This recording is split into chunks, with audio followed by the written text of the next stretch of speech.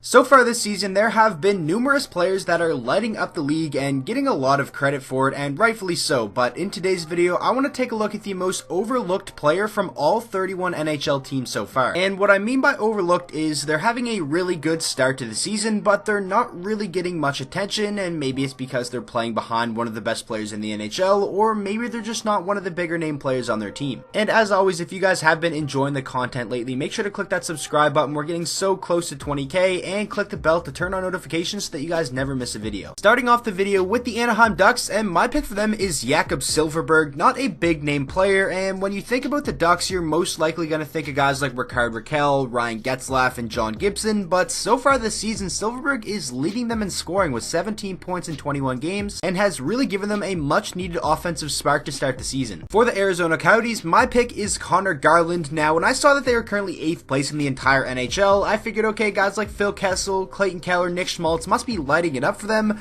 but that's not the case, as Kessel only has 3 goals in 21 games, but their leading goal scorer is Conor Garland with 9 so far, and he's been really good to start the season, and someone I didn't even know was doing this good. Moving on now to the Boston Bruins, and my pick for them is David Krejci. Now, this isn't something new with David Krejci being overlooked. Last season, he stepped into the #1 center spot while Bergeron was injured and played fantastic, and this season so far, he's off to another really good start with 11 points in 14 games. He did miss some games here and there with injury, but when he's on the ice, he's always one of Boston's best players, and he never really gets the credit that he deserves. For the Buffalo Sabres, my pick is Sam Reinhart. Obviously, Jack Eichel, guys like Rasmus Dahlin, and Jeff Skinner after his 40-goal season last year get a lot of the credit for Buffalo's success so far this season, but Sam Reinhart has arguably been their second best forward last year and so far this season, and I feel like we have to start talking about him a little bit more for really starting to step up. Next up, we have the Calgary Flames, and my pick for them is Derick Ryan. Obviously not a big name player by any means, but last year he was really good with Calgary with 38 points in 81 games, and so far this year he's been really solid as well with 9 points through the first 23 games. And I know plus minus isn't a stat that a lot of people like just because it is very flawed, but on a team that's full of minuses right now, Derick Ryan is currently a +5, so he's off to a pretty good start to the season. Next up for the Carolina Hurricanes, my pick is defenseman Jaccob Slavin, and he's another player that I feel like is always going to get overlooked because he's not a flashy player by any means. He's not going to wow you with points either, but he is one of the most steady and reliable defensemen that we have in the NHL, and whenever talking about Carolina, I feel like he gets overlooked 95% of the time. Moving on now to the Blackhawks, my pick is Robin Lehner. I was a big fan of this signing when it happened last summer. I thought he was 100% an upgrade over Crawford just because of how injury prone Crawford is right now at this point in his career, and so far this season, Robin Lehner has been a big reason why the Hawks have been very good in their last 10 games, as Lehner has a record of 5-3-2 this season with a 2.46 goals against and a 936 save percentage. For the Colorado Avalanche, I'm actually going to go with Matt Calvert, and shout out to him. I hope he's not injured too long because that was definitely a scary incident that happened the other day, but when he was on the ice this season, he was actually playing very well for Colorado. Through the first 20 games of the season, Calvert had 4 goals and 8 assists for 12 points, and with all the injuries that Colorado has sustained to some of their top forwards, he stepped up in a big way and has definitely been a little bit overlooked for them so far this season. Moving on to the Blue Jackets, and I know Columbus fans probably won't like this one, but I have nobody, and it's kind of just because all the guys that are playing well for them, you kind of expect to, and they don't really have anyone that's surprising people and kind of being overlooked. But if you are a Blue Jackets fan,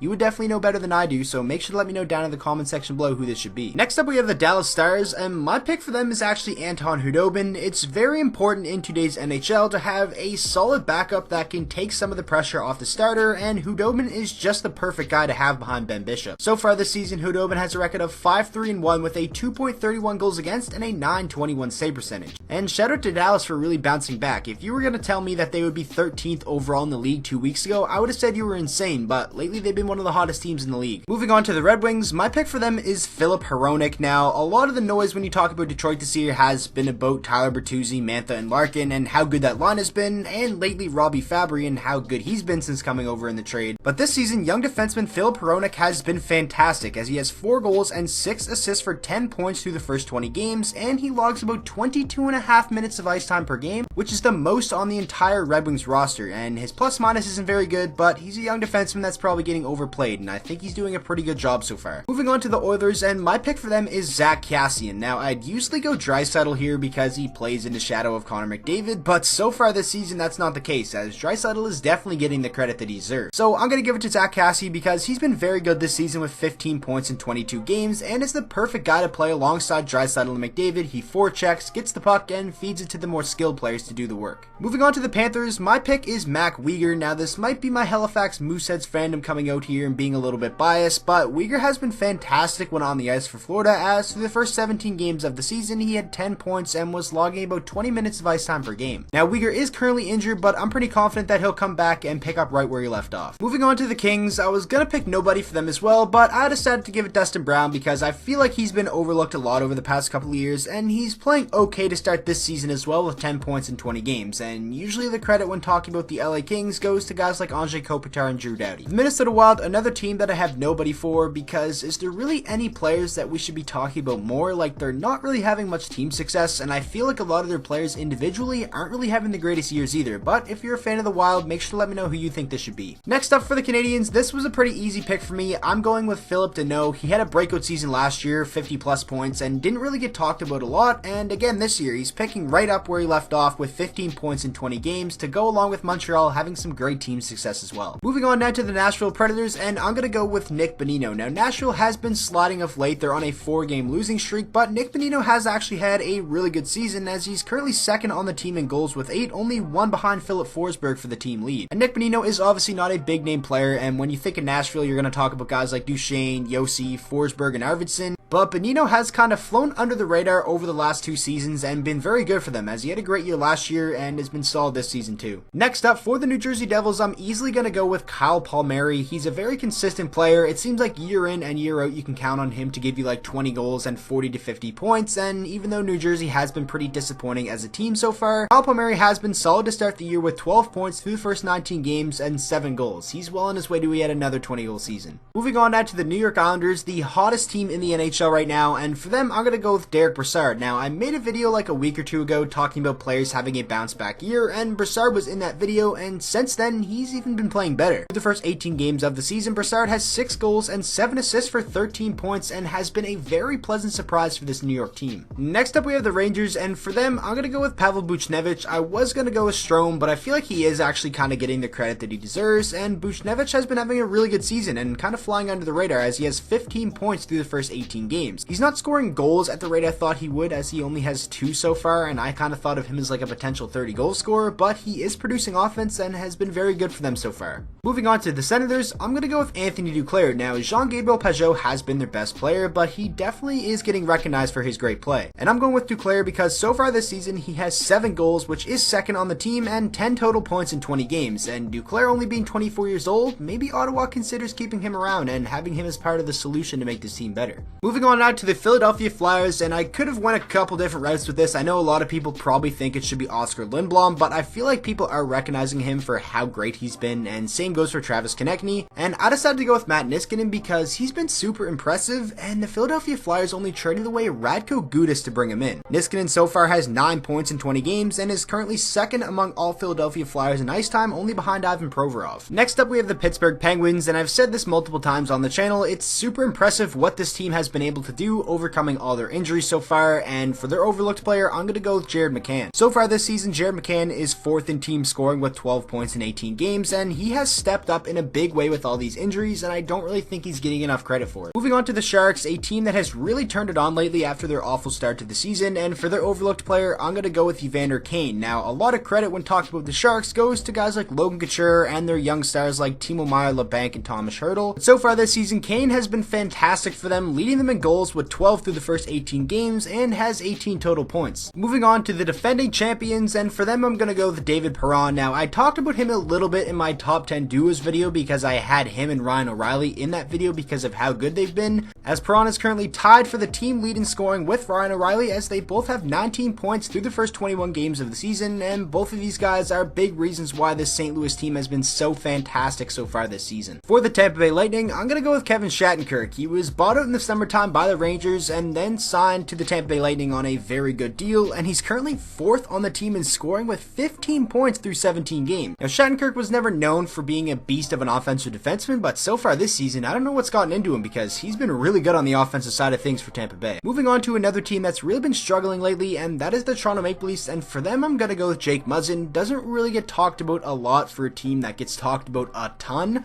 but he's arguably been their most reliable defenseman so far this season, ahead of guys like Tyson Barrie and Morgan Rielly. Now I think things will turn around for the Maple Leafs and guys like Barrie and Rielly will really get going, but I feel like Muzzin has just been kind of steady for them and doesn't get talked about too much. Next up we have the Vancouver Canucks, and I'm easily going to go with Bo Horvat, and I feel like this is going to be the case for him for his entire career. He's going to be a very underrated player and not get a lot of attention because the guys in Vancouver that get a lot of the attention are Pettersson, Besser, and obviously now Quinn Hughes as well. But Vancouver really started to turn their season around when Bo Horvat was named captain, and is that a coincidence? Probably, but it definitely looks pretty good on Bo, and he's a really underrated player who is arguably the best all-around forward on that team. Moving on now to the Vegas Golden Knights, I'm actually going to go with Reilly Smith, who currently is their leading goal scorer with 10 through the first 22 games. Now, a lot of the attention when you're talking about Vegas goes to William Karlsson, you know, guys like Pacioretty, Mark Stone, Marc-Andre Fleury, but Reilly Smith is having a really good season so far, and if he keeps this up, he could be well on his way to being a 30 goal scorer and leading the team in goals. Moving on to the Caps, I'm easily going to go with TJ Oshie, and he's not getting a lot of attention this year, and obviously that's going to happen when John Carlson is playing the way he is, and same goes with Alex Ovechkin. But when TJ Oshie is at his best, it just makes this team so much more difficult to play against because he's such a good all-around player, and definitely in my opinion over the past 2 years he's been one of the more underrated players in the league. And now finishing out the video with the Winnipeg Jets, I'm going to go with Josh Morrissey, and there was an immense amount of pressure on him heading into the year to really carry a decor that wasn't looking the greatest. And so far this season, I feel like Josh Morrissey has done a fantastic job bringing that decor together and at least making them respectable, and you can kind of see what that's done for this team as they're currently still pretty solid and are in a playoff spot right now in the Central. So that is going to wrap up today's video. I really hope you guys did enjoy. Make sure to let me know down in the comment section below what your picks would be for every team and what ones you disagree with. And with all that being said, thank you guys so much for watching today's video. If you did enjoy, please make sure to drop a like on it